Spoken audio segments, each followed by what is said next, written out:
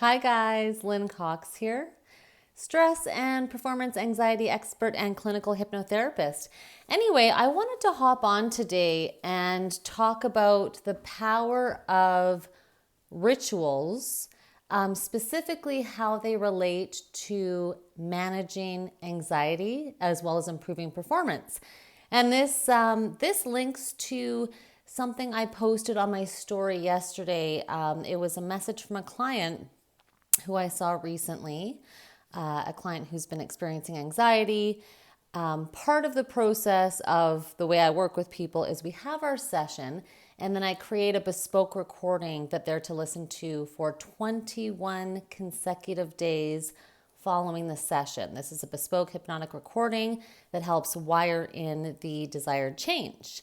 That in and of itself is a ritual. And what I loved about the message I received from her is she had missed a day. She was really, really busy and then hopped back on the wagon and had communicated her commitment to never missing a night. She was struggling a little bit with what time. She's got a very, very busy schedule, and she was struggling with creating a time of day that would work best for her to be listening to her recording. So basically creating a ritual around it. So rituals. I follow a gentleman named Eric Barker. He's got a really interesting blog called Barking Up the Wrong Tree. And he does a lot of great research and presents information in a very easy to read, entertaining, and informative format. And he did this blog on ritual. So I'm actually pulling some things out that I read from his blog, also some of what I know from working with people, and how we can reduce stress, reduce anxiety, improve performance. So rituals in and of themselves don't technically accomplish something. So he uses this example, which is perfect. We brush our teeth because we know that it's going to contribute to the health of our teeth, our overall health. Same thing with eating food. However, rituals, everybody can probably relate to this or has seen this somewhere. Anybody who follows sports, super high performing elite athletes often have rituals before they go into a competition, match, game, whatever it is. He uses the example of the tennis player, Nadal, who's like top level best in the world. Here's Jimmy here behind me. He's got a whole bunch of rituals that he's done, but rituals technically do not cause anything to happen.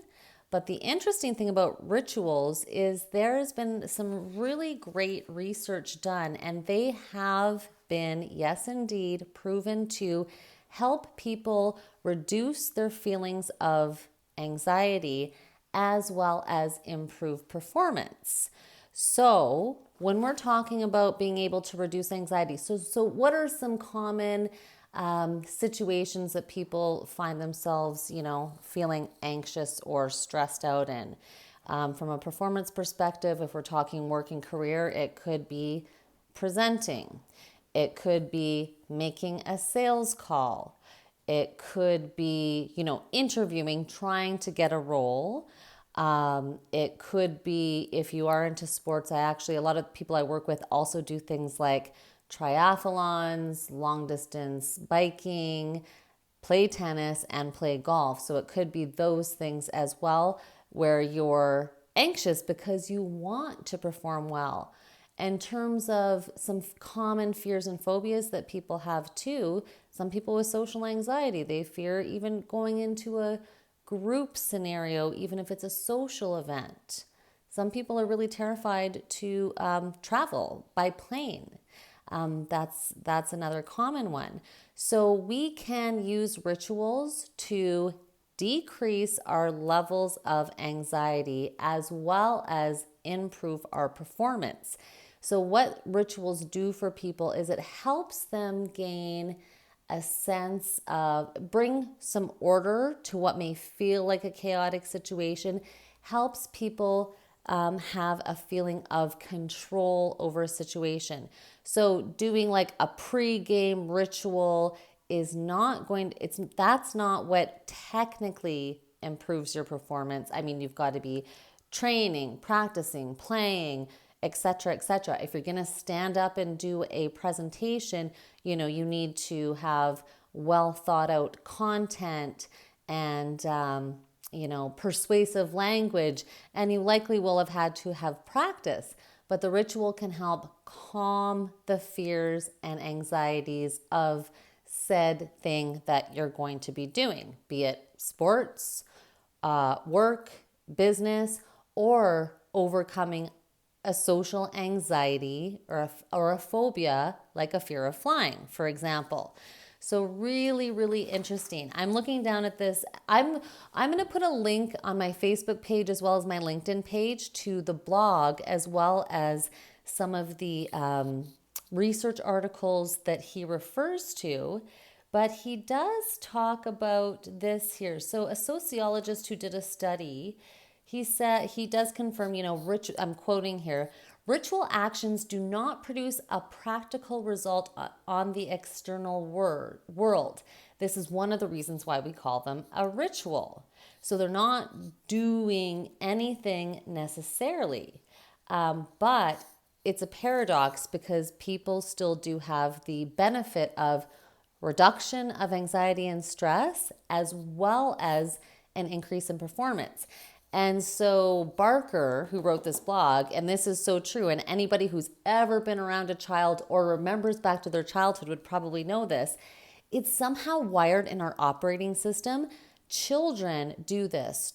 For example, children will always want to have often the same type of food over and over again. Or if they're being like read a story or tucked into bed at night, it's got to be in the same manner. The food one with children does go way, way back into our wiring. I know this for a fact, our hunter-gatherer days, because as we were hunting and gathering, things that were safe to eat, so non-toxic, non-poisonous, children were so wired that that's why they would then crave the same type of food over and over again. So it goes deep, deep into our wiring. And so they do have these effects. So improving performance, decreasing anxiety, and they also help build community. I'm going to get to that one at the end of this talk, because we've been in a fairly interesting situation where, during the pandemic time, many of our community rituals were halted, and Zoom and being online was not a replacement for them. But they build community. And so I think the lack of those rituals, weddings, funerals, eating together, sharing food with people, those were not in effect. And I actually do wonder, this is my own theory, if that's been a source of some of the spikes that we've seen in feelings of depression, anxiety, and stress as a result of that time and how people were living their lives. But they do help us make things feel more predictable and safe, and there's a lot of performance experts out there who talk about the importance of having a morning routine. And I believe that is directly related to how rituals can impact our performance, as well as decrease our levels of stress and anxiety. If you're waking up and first thing in the morning, you are doing your ritual, it doesn't have to be this long, lengthy, drawn-out affair, but having some sort of a ritual can be an excellent way to start off your day to immediately quell any feelings of anxiety and stress you may have about what is laying ahead for you in the day. So morning routines. I highly recommend all of my clients try to start some kind of a morning routine or a bedtime routine, and then also just listening to their recording for 21 days, that automatically inserts a new ritual into their day-to-day, which is being reflected in this research that he's found.